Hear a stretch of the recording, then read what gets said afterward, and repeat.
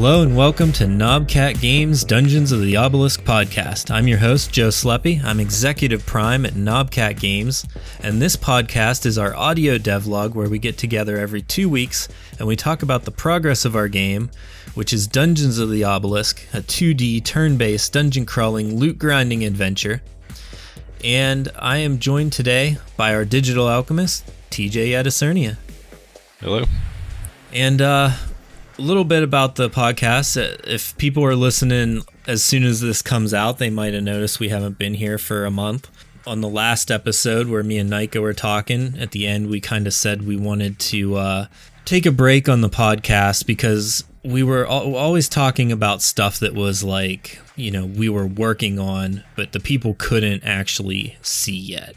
You know, so unless they went to my YouTube or caught me streaming or something, like you really couldn't see the game. It was more of like a development log, kind of chronicling our progress as we worked on the game, which is still kind of what it is. But now we have like some big news. This podcast, I'm also splitting the podcast up. I've done it on Bandcamp, but I can't really do it on the other ones. But this is officially the start of Season 5. So this would be a good jumping on place for new listeners, because this is going to be the first podcast where we actually have our coming soon page public. So there's actually Dungeons of the Obelisk stuff on Steam that people can go and look at right now, which is pretty exciting. We also have our official planned release date of March 28th, 2024.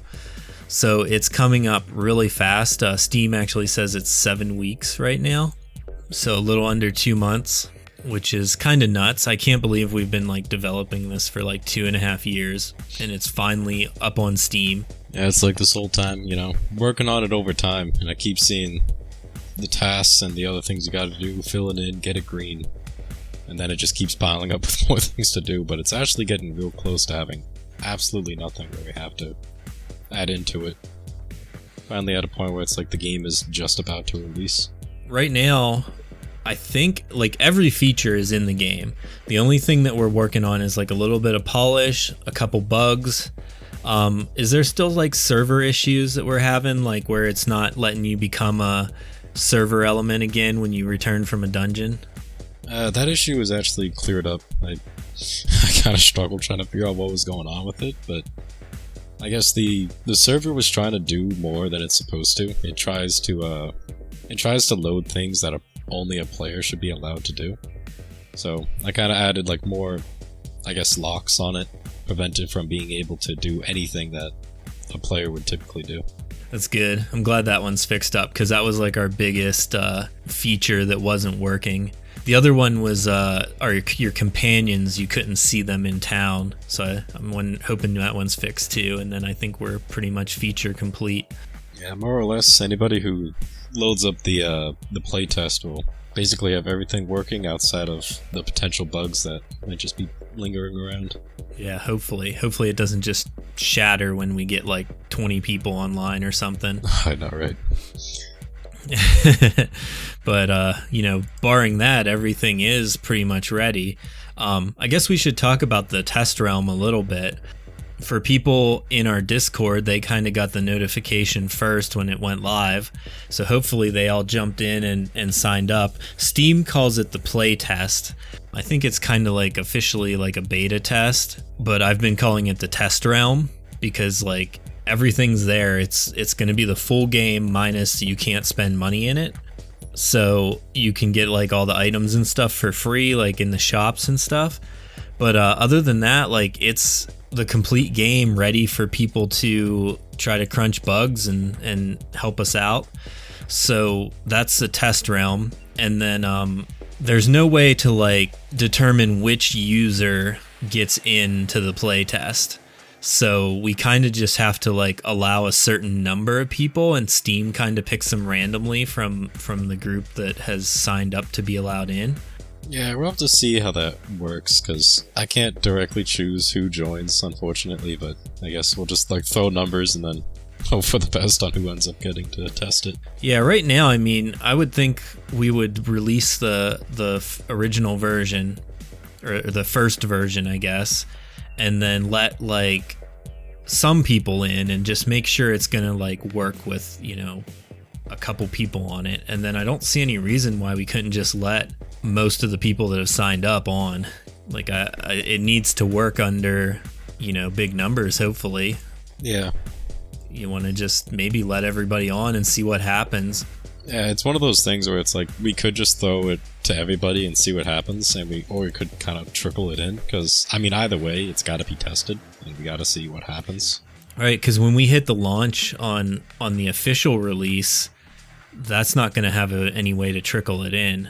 No, not at all. It'll be like everything immediately, and then just hope for the best. Hopefully 100,000 people just start playing immediately. I am curious to see how well things can be handled, because we do have like the built-in limitations of how the server and the chat works. Like, a server can only hold 100 people. A server only has 2 cores, which is the lowest possible. Chat only allows for 20 CCU at default. So like, these are the kinds of things that we kind of got to see. Are these enough to test? Before we launch the official game, yeah, with testing, I think we'll be okay with the 20 and we'll see what happens. But before we launch the official game, we're going to have to upgrade the chat and stuff. Like, we're going to have to go to like at least the first paid tier for that, for sure. Yeah, that definitely has to be upgraded. As far as like servers and stuff for the game, those scale, right? So when we fill one with 100 people, it fires up another one, right? Yep. So it should just work. Something I was wondering just about, you know, I guess for my own knowledge, somebody goes to a dungeon and then returns to town. Do they return to the original server they're on, or do they like pick the closest one, basically? How it's currently set up is that they will just pick what's available. Right. Which I think it kind of means like check the oldest one. If that's available, load into it, and then if not, what's next, and then if none of them are available, make a new one.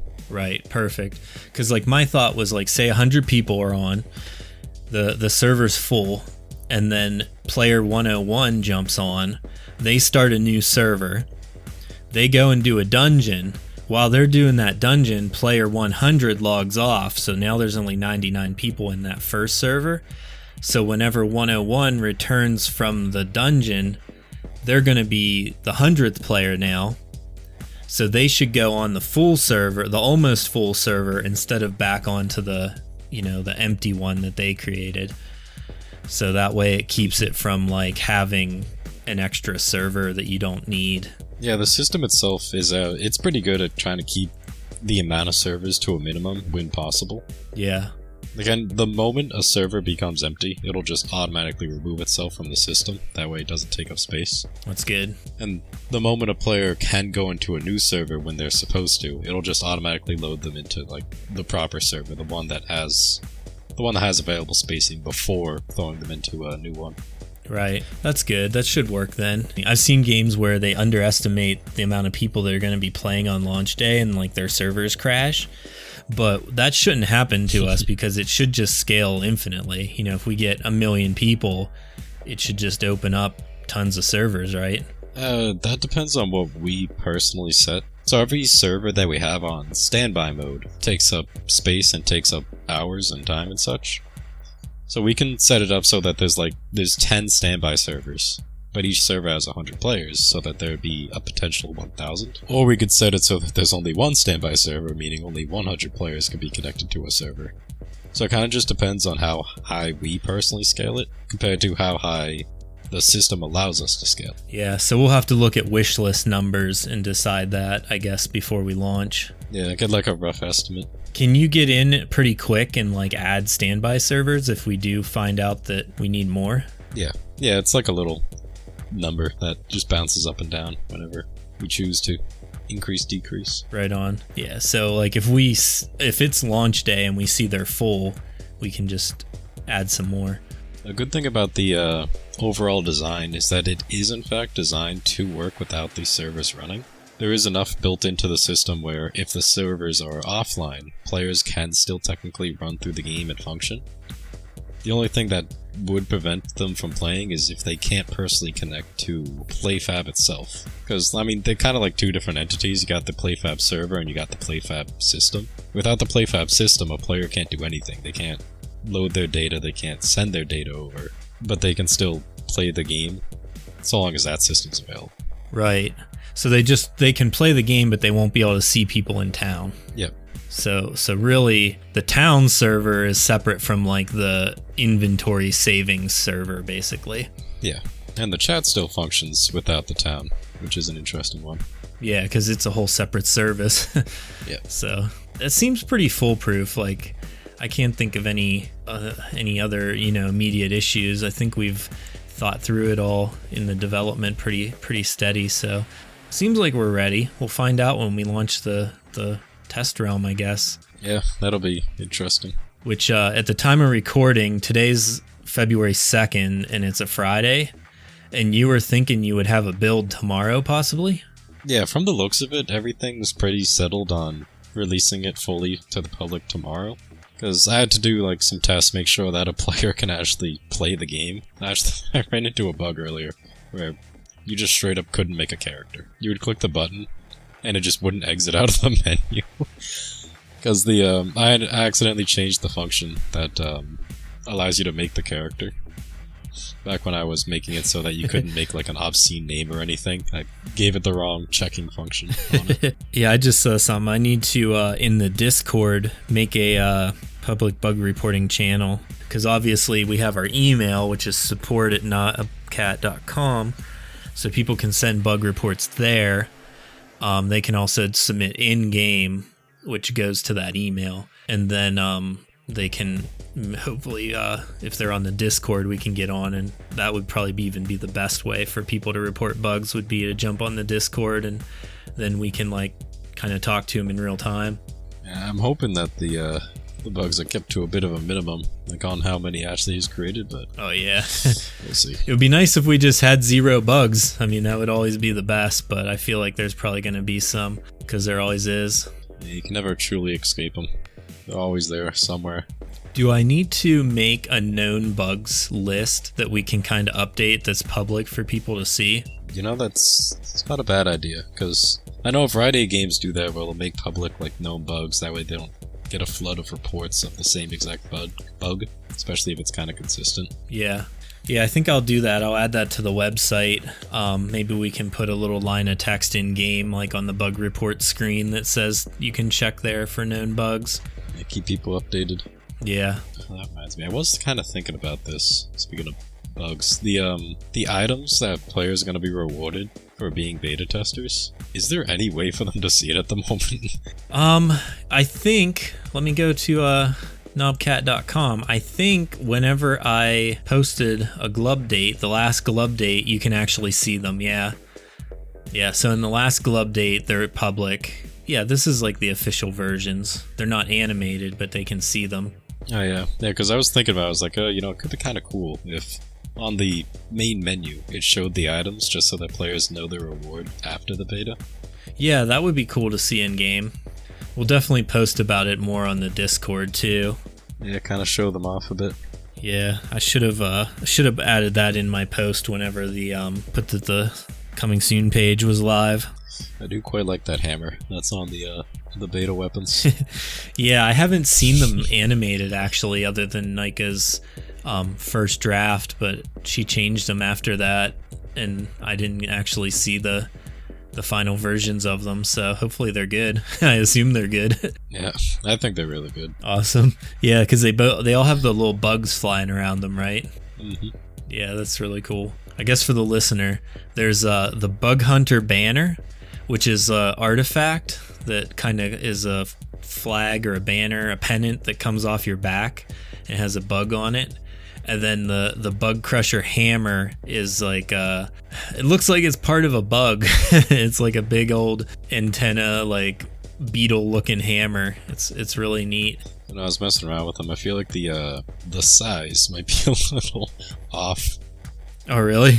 Maybe it's just the fact that it's like a banner, but the thing on your character's back is large enough where when you're in your inventory looking at stuff, it just blocks basically the entire left side of the items. it should be behind that. The UI should probably be the front layer. Yeah, I gotta check what's up with that, so that's actually an interesting little issue that I've seen before with the system. Something about how the animation is designed relative to being UI, because the animation is something called a sprite renderer, while UI is a canvas image. So since the animated object has to be a sprite renderer because that's how it was designed, it wants to sit in front of the UI when it's made into a UI object. I'm sure there's something to get it to not do that, but that might be something where I have to try to create a little message board on the Unity site to see if somebody's got some insight on that. Yeah, we'll definitely want to look into that, because you can't have an item that just blocks your... Can you still put the items in and out of your boxes? You can. Yeah, you can take them on and off. You can inspect them and everything. It's just visually the little squares are blocked. Okay. Yeah, that's not as bad, I guess. Still, it probably should be addressed, but because we're just gonna get bigger and cooler items, so they definitely need to be behind that UI. Yeah, it's one of those issues where luckily it doesn't affect us right now, because the items are for after the beta ends. Yeah, definitely something to keep track of. I'm curious to see if someone in the beta is able to beat your record on beating the breach. Well, I'm gonna have to start over, right, when the beta comes. Are you wiping accounts, or am I gonna be keeping mine? I probably should wipe them. It might make sense to kind of give them a reset. I think you should, because we're gonna have to reset them before the real game goes live. So this would be a good test if it works or not. Yeah, see if anything breaks while doing it. Yeah, because I have several accounts, so if you need to wipe mine when the beta goes live, that way I have to start clean in the beta, because it should wipe basically everything except the person's account and maybe their character's name. Yeah. Okay. Yeah, they should have the same login account, and then their name will be the same. So when they make a character, basically you're not really allowed to change your name. Okay. Because that should already be settled. You had already chosen it beforehand. Right. We can change people's names in the system, though, right? If somebody has something bad. Yeah. Yeah, names can always be changed. Okay. Eventually, I want to have a name change certificate where you can pay some crystals and change your name in game, but not a priority at the moment. No, we're fine without that currently. I was messing around with the there is a little thing that keeps people from trying to have the same name as one another. Yeah, which is good. It seems to be working perfectly fine. That's good. Yeah, I'm trying to think if there's anything else. We talked about the test realm, we talked about the release date, coming soon page. I feel like we've covered everything. I'm not sure. Can you think of anything else? Outside of rambling about bugs that I've been dealing with, not really. Oh, those aren't very exciting. I don't know. I find the bugs interesting. I feel like they're little puzzles or something. Like that, the astrolabes and the energy. Oh yeah, that was a big one. Basically, all the energy in the game wasn't working. If you were offline for a little while, then your astrolabes would quit accumulating and your energy would quit generating. It's one of those issues where you wouldn't really consider it's going to happen, but since all integers have a limit on how big they can be inside the system, if you were offline for too long and it was trying to convert months, days to hours to minutes, the number would just get so large that it inverts itself, it turns negative, which I kind of put in a two-way solution. I kind of set it so that if enough time passes where it's guaranteed you've filled up the inventory of stuff, then it just skips certain steps. Along with the fact that if the number is being processed, just force it into an absolute value, which just makes it positive no matter what. Right. So regardless of how negative the number becomes, it should always be a positive number. There's no chance of it going negative, because whenever it went negative, it was always a huge amount negative. So there's not a chance of it going a huge amount negative, then being changed to positive and then giving you a billion energy or something, is there? It can still be a massive number that's a positive. The only thing though is that, let's say it's positive 1,000,000 or something. The energy limit is only 100, you're only allowed to have 100 energy, so it won't go above that number. Right. Okay. That's good then. You can go over that number if you like crack a bunch of Zap energy drinks or something. Yep. And then by then your natural energy gain stops working. Right. Awesome. Yeah, I'm glad that one's fixed. I'm also a little scared. I haven't seen an item disappearing bug in a while, so hopefully those are all fixed, but I'm a little scared when people get on and there's a ton of people and that starts happening. I really hope not. Yeah, we'll have to see about that, because it shouldn't happen. If it does happen at this point, I think it's an issue with the API calls. Basically, how many times the player is trying to contact the system to do stuff. Right. Because, like, it's one thing to have a player who sends a bunch of calls just because of what they're doing. That's kind of natural. It's another thing when you have, 100, 1,000, or however many players also doing those calls. That might just stack onto the system too much. Yeah, should be able to handle it, I hope. I mean, a lot of games are more intensive than ours, Yeah, and it's like if they can manage it with less than, or with more, yeah, right should on. be fine. Yeah, so I guess we'll wrap this up. Next episode, players will actually have been in the game play testing, so it should be an interesting episode with lots to talk about. Let's see. If you've made it to the end of this episode and you're not in our Discord, you need to go to knobcat.com, check out all the stuff on the website, like my blog and everything, and then find the link to the Discord and join us there. You can ask questions, we can talk about stuff. It's a good time. We also have our social media, which is Instagram and Twitter, which are both at Dungeons Obelisk. I stream game testing, and I guess I'll probably, as soon as the beta goes live and I'm allowed into it, I will be streaming probably, which is at twitch.tv/StarRambler. Also, if you're listening to this podcast anywhere that you can leave a review, like Spotify or iTunes, 5 stars in a review would really help us out. It would let other people see the game, or let us know that you're enjoying the podcast. Anything like that, that would be great. And I think that's it. We'll see you in 2 weeks. Bye. See ya.